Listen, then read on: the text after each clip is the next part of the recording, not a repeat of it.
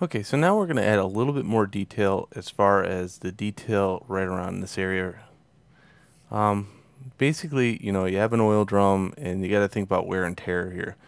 Um, so if you take a single brush, it's a very hard edge brush, and you make it as small as you possibly can. Okay. Then you grab the brightest color you can and rank it up just a little bit.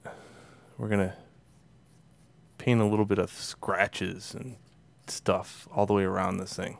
Okay.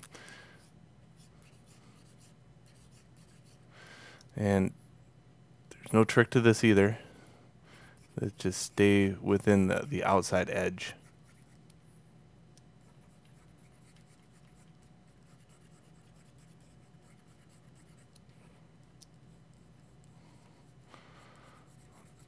Again, this trick works for just about everything. You know what I mean? It's like if you had, let's say, a dumpster later on, I don't do this step, but I should. Sometimes I kind of skip this step because of the detail level that I'm looking for on the object. If this is an object that's going to appear over and over in the game, I'll probably put a lot of detail into it just because, the player is going to be seeing that a lot. But if it's a single object, like maybe a dumpster, I might not put as much detail into that because it's only appearing maybe once or twice in the game.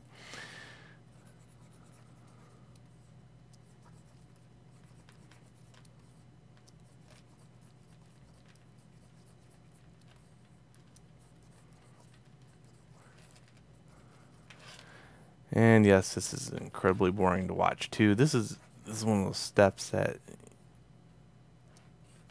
you kind of look at and you're like, oh god, a video on how to paint scratches. Boy, that's ranks right up there with Boredom City, right? And you can see it turned out pretty cool.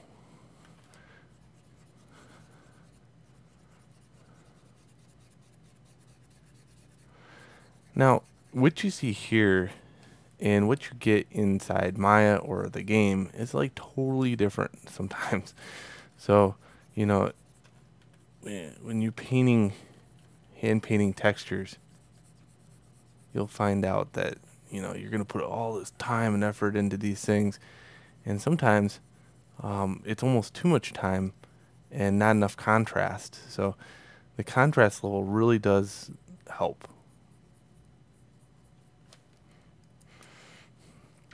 And we're talking about the contrast from, like, let's say these lines to the actual beneath texture there.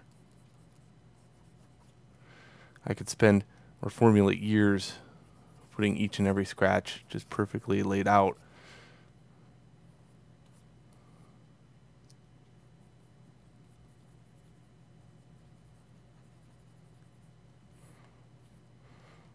Okay, these are a little trickier. I'm on this layer. What I want to do is try to find these lines right here. And that's where maybe the snapshot that I took earlier helped. So on the desktop I have oil barrel and I have UV snap barrel. And I'm just going to copy this and duplicate it over to the other barrel.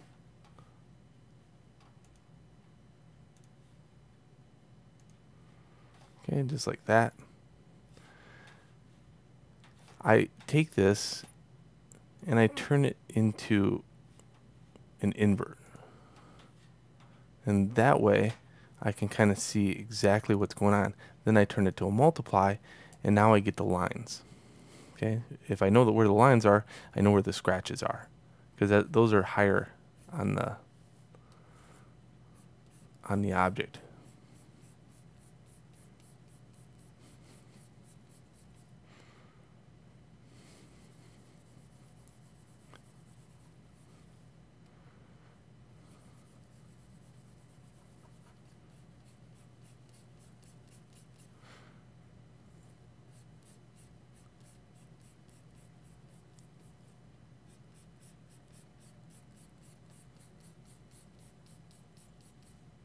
There we go.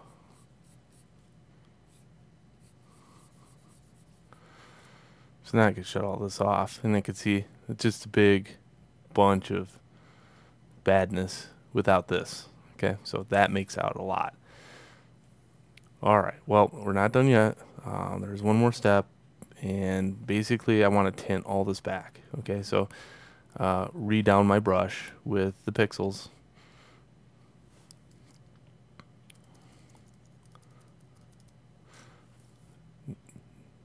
Make another layer. Grab a darker color, and we're going to make bigger pixels now.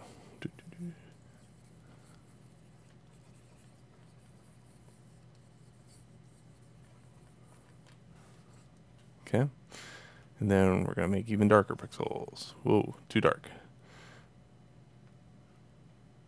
Put the opacity down on those.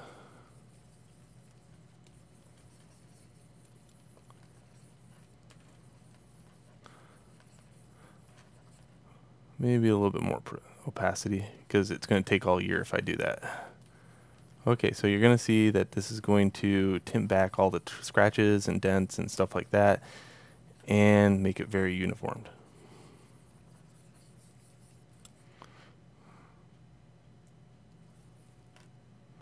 And depending upon your patience level, you can choose whatever opacity that you want.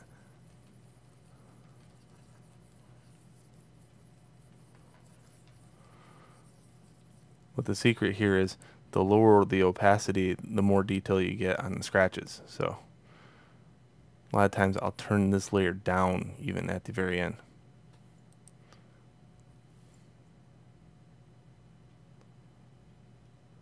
Okay, so you can see,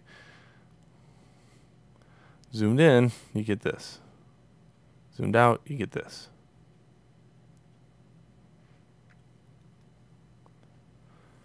Make one more layer, and let's see what happens if I take and throw down a texture over the entire thing and turn it down.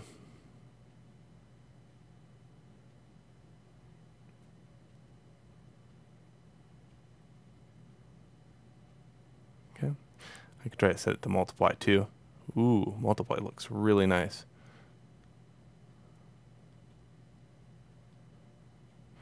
Also, soft light works really well for this too. Multiply is perfect. That's exactly the color and the contrast value I want. Okay, and we're not done yet. We can play around with putting a decal in here on the next video.